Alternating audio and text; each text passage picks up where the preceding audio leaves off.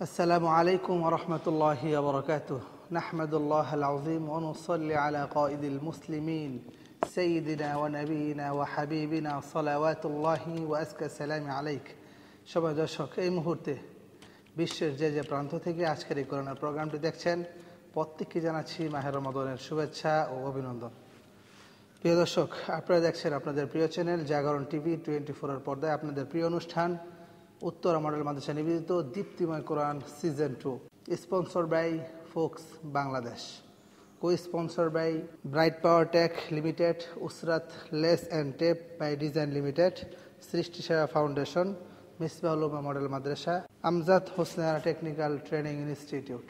প্রিয় দর্শক, এই চমৎকার কোরআনের প্রোগ্রামটির আয়োজন করেছেন বাংলাদেশের কোরআন প্রেমী সংগঠন মার্কাজুল হুফাজ ফাউন্ডেশন বাংলাদেশ। প্রিয় দর্শক, শুরু করছি চমৎকার আয়োজন। শুরু করার পূর্বে আজকের পর্বে যারা অতিথি এবং বিচারক রয়েছেন, প্রথমে আমরা তাদের সাথে একটু পরিচিত হব। আজকের এই পর্বে প্রধান বিচারক হিসেবে দায়িত্ব পালন করবেন মার্কাজুল হুফাজ ফাউন্ডেশন বাংলাদেশের সম্মানিত চেয়ারম্যান হাফেজ কারি মাওলানা সাইদ আহমদ আজমি। আসসালামু আলাইকুম ওয়া রাহমাতুল্লাহি ওয়া বারাকাতুহু। ওয়া আলাইকুম আসসালাম ওয়া রাহমাতুল্লাহি ওয়া বারাকাতুহু। এবং বিচারক হিসেবে আরো রয়েছেন মার্কাজুল হুফাজ ফাউন্ডেশন বাংলাদেশের ভাইস চেয়ারম্যান এবং তানজিমুল উম্মাহ আরকাম শাখার আমিনুল হিফজ হাফেজ কারি মাহমুদুল হাসান আজমি। আসসালামু আলাইকুম ওয়া রাহমাতুল্লাহ। ওয়া আলাইকুম আসসালাম ওয়া রাহমাতুল্লাহি ওয়া বারাকাতুহু। সম্মানিত দর্শক, এবং আজকের এই বিচারক হিসেবে আরো রয়েছেন উত্তরা মডেল মাদ্রাসার প্রধান শিক্ষক হাফেজ কারি জুবায়ের আহমদ। আসসালামু আলাইকুম ওয়া রাহমাতুল্লাহি ওয়া বারাকাতুহু। ওয়ালাইকুম আসসালাম ওয়া রাহমাতুল্লাহি ওয়া বারাকাতুহু। সম্মানিত দর্শক, চলে যাচ্ছি অতিথি প্যানেলে। আজকের এই অতিথি প্যানেলে প্রধান অতিথি হিসেবে রয়েছেন ইসলামিক এডুকেশন সোসাইটির সহকারী পরিচালক জনাব মোহাম্মদ মহিবুল্লাহ। আসসালামু আলাইকুম ওয়া রাহমাতুল্লাহি ওয়া বারাকাতুহু। ওয়ালাইকুম আসসালাম ওয়া রাহমাতুল্লাহি ওয়া বারাকাতুহু। মোহতারাম, আপনাকে মার্কাজুল হুফাজ ফাউন্ডেশনের পক্ষ থেকে স্বাগত। এবং আমাদের সাথে অতিথি প্যানেলে আরো রয়েছেন বাংলাদেশের শ্রেষ্ঠ প্রতিষ্ঠানের মধ্যে একটি প্রতিষ্ঠান তানজিমুল উম্মাহ। সারা বাংলাদেশে যাদের অসংখ্য শাখা রয়েছে প্রায় 40,000 স্টুডেন্ট, সেই তানজিমুল উম্মাহ আল আরকাম শাখার সম্মানিত প্রিন্সিপাল জনাব সাইফুল্লাহ ফয়সাল। আসসালামু আলাইকুম ওয়া রাহমাতুল্লাহি ওয়া বারাকাতুহু। ওয়ালাইকুম আসসালাম ওয়া রাহমাতুল্লাহ। আপনাকে মার্কাজুল হুফাজ ফাউন্ডেশনের পক্ষ থেকে স্বাগত। প্রিয় দর্শক, আমাদের মাঝে অতিথি হিসেবে আরো রয়েছেন, যার কথা না বললেই নাই, মার্কাজুল হুফাজ ফাউন্ডেশন বাংলাদেশের উপদেষ্টা এবং বাই ডিজাইন লিমিটেডের সম্মানিত ম্যানেজিং ডিরেক্টর মোহাম্মদ সরকার কবিরউদ্দিন। আসসালামু আলাইকুম ওয়া রাহমাতুল্লাহ। ওয়া আলাইকুম সালাম ওয়া রাহমাতুল্লাহি ওয়া বারাকাতুহু। সম্মানিত দর্শক, প্রথম প্রতিযোগী হিসেবে মঞ্চে আসবে গাজীপুরের রওজাতুল আতফাল হাফিজিয়া মাদ্রাসার শিক্ষার্থী সুহাইল আহমদ। আসসালামু আলাইকুম ওয়া রাহমাতুল্লাহি ওয়া বারাকাতুহু। وعليكم السلام ورحمة الله وبركاته. اقرأ من قول الله تعالى: أعوذ بالله من الشيطان الرجيم. بسم الله الرحمن الرحيم. إن ربك هو يفصل بينهم يوم القيامة. أعوذ بالله من الشيطان الرجيم. بسم الله الرحمن الرحيم. إن ربك هو يفصل بينهم يوم القيامة فيما كانوا فيه يختلفون. إن الذين يجادلون في آيات الله بغير سلطان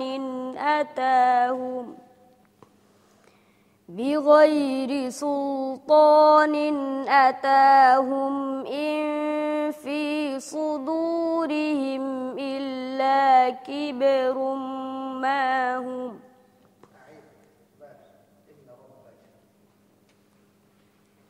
إن ربك هو يفصل بينهم يوم القيامة فيما كانوا فيه يختلفون. فإن كنت أولم يهد لهم كم أهلكنا من قبلهم من القرون يمشون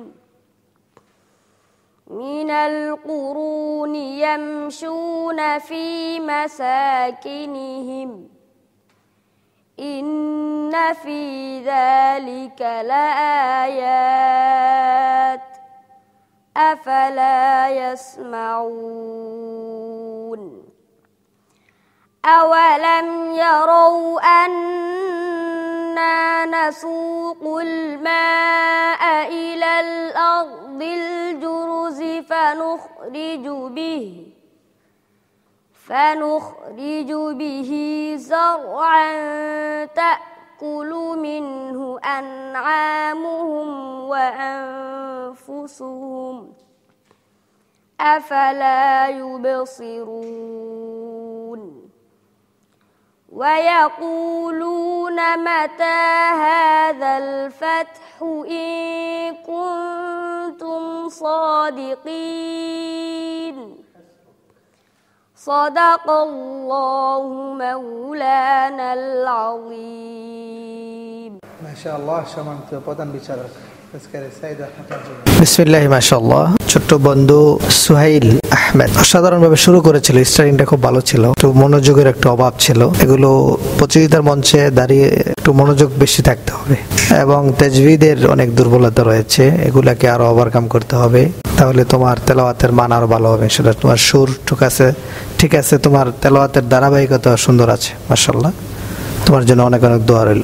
অসংখ্য মোবারকবাদ। চলে যাচ্ছি অতিথি প্যানেল। সম্মানিত প্রধান অতিথি জনাব মোহাম্মদ মহিবুল্লাহ। সোহেল মাহমুদ, তেলাওয়াতটা সুন্দর করেছো, কণ্ঠটা তো সুন্দর হয়েছে। তুমি একটু মনোযোগী হলে তুমি অনেক দূর এগিয়ে যাবে বলে আমি বিশ্বাস করি। তোমাকে অসংখ্য মোবারকবাদ। জি, তোমার জন্য শুভকামনা রইল। আসসালামু আলাইকুম ওয়া রাহমাতুল্লাহি ওয়া বারাকাতুহু। ওয়া আলাইকুম সালাম ওয়া রাহমাতুল্লাহি ওয়া বারাকাতুহু। সম্মানিত দর্শক, আমরা শুনছিলাম চমৎকার তেলাওয়াত। এরপর যে চলে যাচ্ছি পরবর্তী প্রতিযোগীর কাছে। পরবর্তী প্রতিযোগী হিসেবে মঞ্চে আসবে চাঁদপুরের বন্ধু মারকাজুত তানজিল মাদ্রাসার শিক্ষার্থী রিদওয়ান হাসান। আসসালামু আলাইকুম ওয়া রাহমাতুল্লাহি ওয়া বারাকাতুহু। ওয়া আলাইকুম আসসালাম ওয়া রাহমাতুল্লাহি ওয়া বারাকাতুহু। আউযু বিল্লাহি মিনাশ শাইতানির রাজীম। বিসমিল্লাহির রহমানির রহিম। فآمنوا بالله ورسوله والنور الذي أنزلنا. أعوذ بالله من الشيطان الرجيم. بسم الله الرحمن الرحيم. فآمنوا بالله ورسوله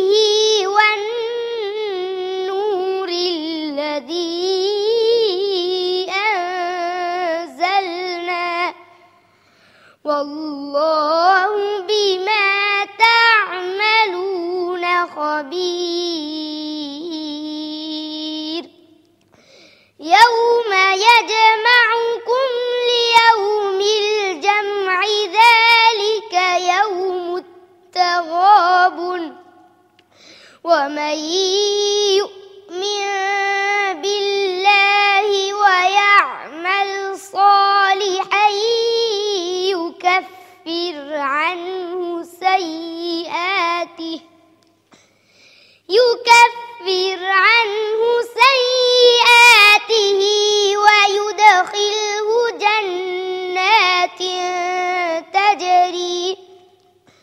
ويدخله جنات تجري من تحتها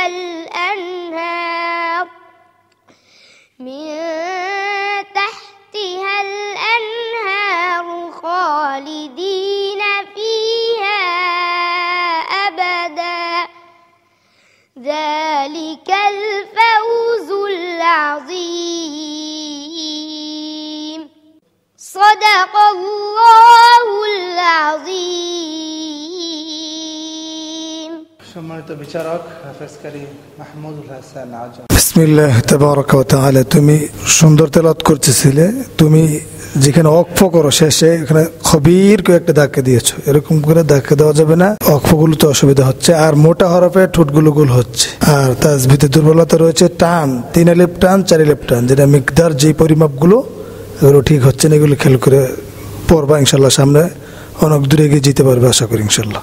অসংখ্য মোবারকবাদ। চলে যাচ্ছি অতিথি প্যানেলে। সম্মানিত অতিথি জনাব সাইফুল্লাহ ফয়সাল। আলহামদুলিল্লাহ, আমরা এই তেলাওয়াত পর্বগুলো উপভোগ করছি রমাদানের শুরু থেকেই। এই প্রতিযোগিতার একটা আমি খুব গভীরভাবে লক্ষ্য করলাম যে ম্যাক্সিমাম যারা এখানে পার্টিসিপেন্ট যারা আছে বা কম্পিটিটর যারা আছে তারা খুবই ছোট্ট বয়সের। এটা খুবই দেখার মতো।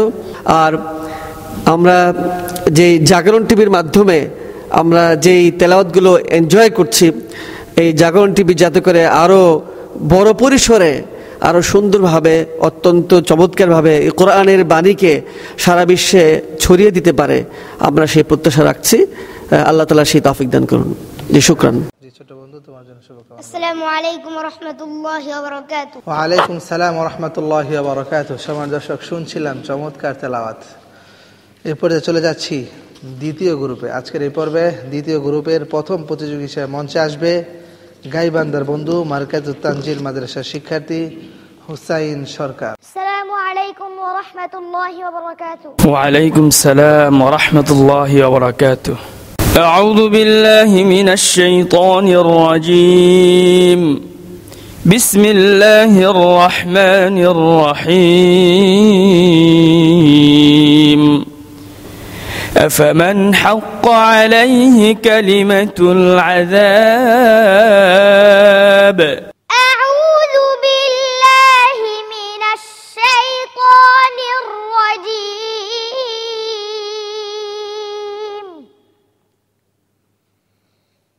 بسم الله الرحمن الرحيم.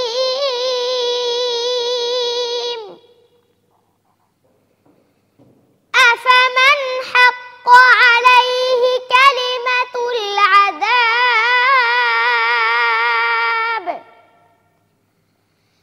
أفأنت تنقذ من في النار.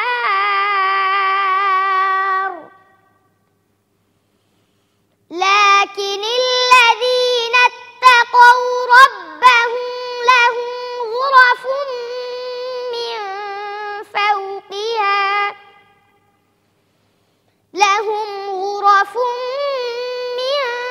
فوقها غرف مبنية تجري من تحتها الأنهار. وعد الله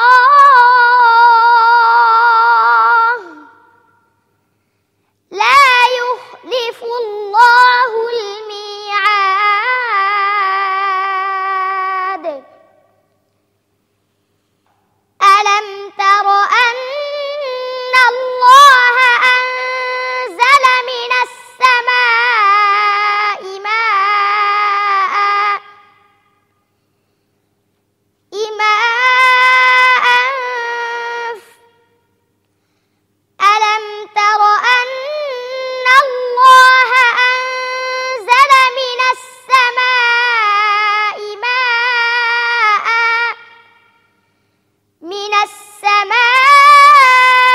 ماء فسلكه ينابيع في الأرض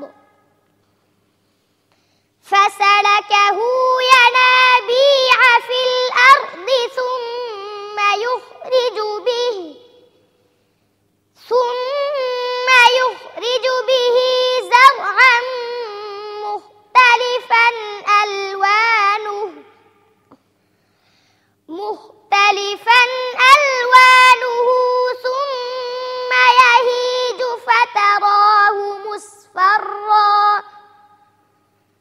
ثم يهيج فتراه مصفرا ثم يجعله حطاما.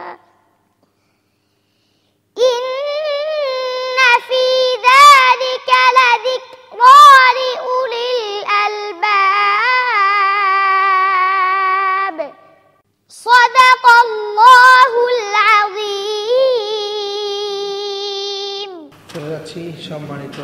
বিচারক হাফেজ জুবায়ের আহমদ। বিসমিল্লাহি মাশাআল্লাহ, তেলাওয়াত অত্যন্ত সুন্দর ছিল। তোমার জন্য একটু পরামর্শ, এত চিল্লায় পড়ার দরকার নেই। চিল্লায় পড়ার কারণে তোমার দমটা ছোট হয়ে যাচ্ছে। স্বাভাবিকভাবে পড়বা, পড়াটা আরো সুন্দর হবে। আশা করি সামনে আরো অনেক দূর এগিয়ে যাবে ইনশাআল্লাহ। সম্মানিত অতিথি জনাব সরকার কবিরউদ্দিন। খুদে তেলাওয়াতকারী হুসেন সরকার খুব সুন্দরভাবে তেলাওয়াত করেছে, অনেক সুন্দর তেলাওয়াত করেছে।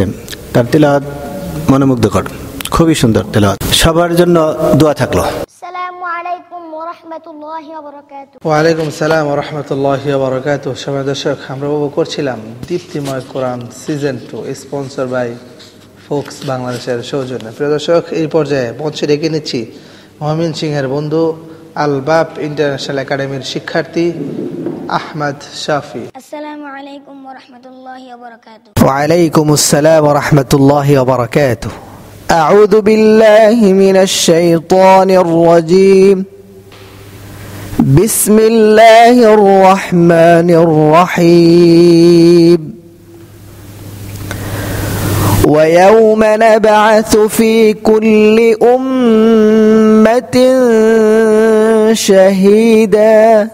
أعوذ بالله من الشيطان الرجيم. بسم الله الرحمن الرحيم. ويوم نبعث في كل أمة شهيدا عليهم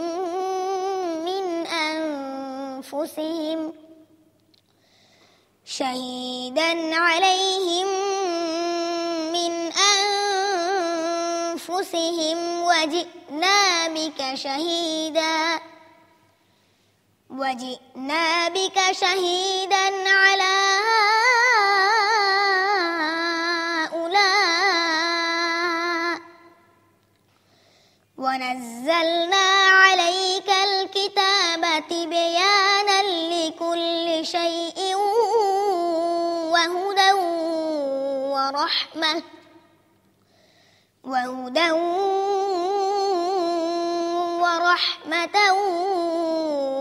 وبشرى للمسلمين.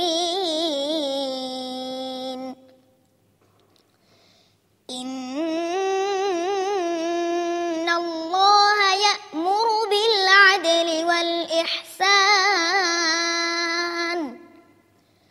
والإحسان وإيتاء ذي القربى وينهى عن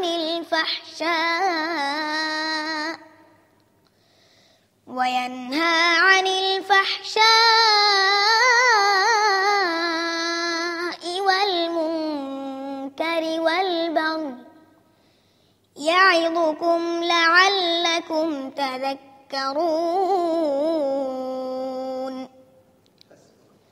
صدق الله العظيم. মাশাআল্লাহ, চমৎকার তেলাওয়াত শুনছিলাম ছোট্ট বন্ধুর কাছ থেকে। চলে যাচ্ছি সম্মানিত প্রধান বিচারক আজকারি সাইদ আহমদ আজম। بسم الله ما شاء الله. هذه التلاوة تلاوة رائعة، تلاوة عجيبة. جزاكم الله أحسن الجزاء. সত্যি মনোমুগ্ধকর তেলাওয়াত, হৃদয়গ্রাহী তেলাওয়াত, অসাধারণ তেলাওয়াত করেছে তুমি ছোট্ট বন্ধু। আশা করি তুমি অনেক ভালো করবে। তোমার জন্য অনেক অনেক দোয়া এবং শুভকামনা রইল। জি, অসংখ্য ধন্যবাদ। চলে যাচ্ছি অতিথি প্যানেলে সম্মানিত প্রধান অতিথি জনাব মোহাম্মদ মহিবুল্লাহ। তোমার তেলাওয়াত আমরা সবাই আসলে খুবই খুশি যে সুন্দর তেলাওয়াত করেছে। এত ছোট্ট মানুষ এত সুন্দর তেলাওয়াত করেছ।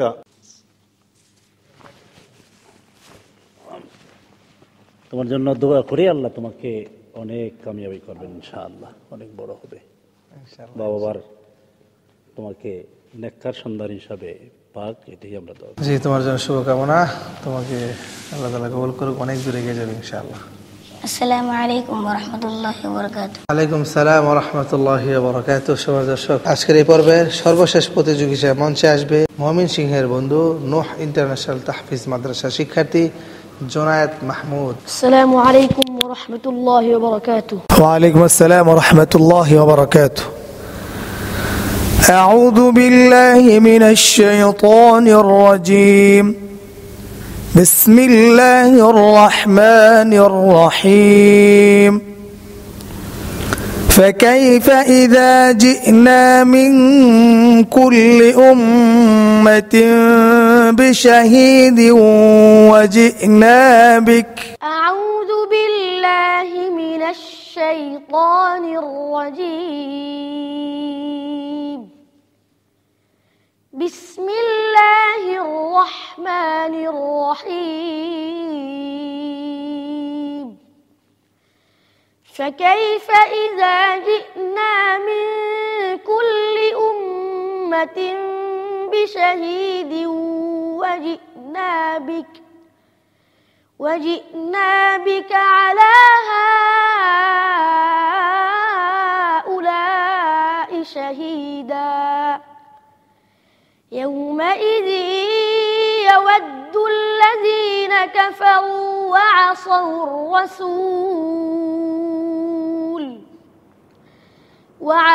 الرسول لو تسوى بهم الأرض ولا يكتمون الله حديثا. يا أيها الذين آمنوا لا تقربوا الصلاة وأنتم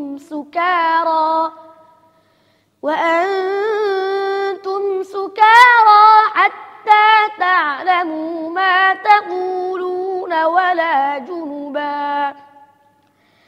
ولا جنبا إلا عابري سبيل حتى تغتسلوا. وإن كنتم مرضى أو على سفر أو جاء أحد منكم من الغائط أو لامستم النساء فلم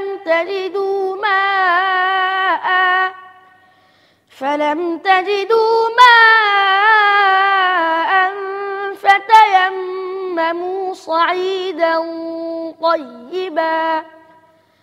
فتيمموا صعيدا طيبا فامسحوا بوجوهكم وأيديكم إن الله كان عفوا غفورا. صدق الله العظيم. মাশাআল্লাহ, চমৎকার তেলাওয়াত শুনছিলাম। তেলাওয়াত মূল্যায়ন করবেন আজকের পর্বে সম্মানিত বিচারক হাফেজকারী মাহমুদুল হাসান আজম। মাশাআল্লাহ, তুমি সুন্দর তেলাওয়াত করতেছিলে। তোমার তেলাওয়াত মোটামুটি আলহামদুলিল্লাহ ঠিক আছে, কিন্তু কিছু কিছু তাজবিদগত সমস্যা এখনো আছে। তাজবিদ এবং সিফাত যেটা সমন্বয় আছে সেগুলো তুমি পুরোপুরি হক আদায় হচ্ছে না, এগুলো খেয়াল করতে হবে। ইনশাআল্লাহ আশা করি তুমি আরো ভালো করবে সামনে।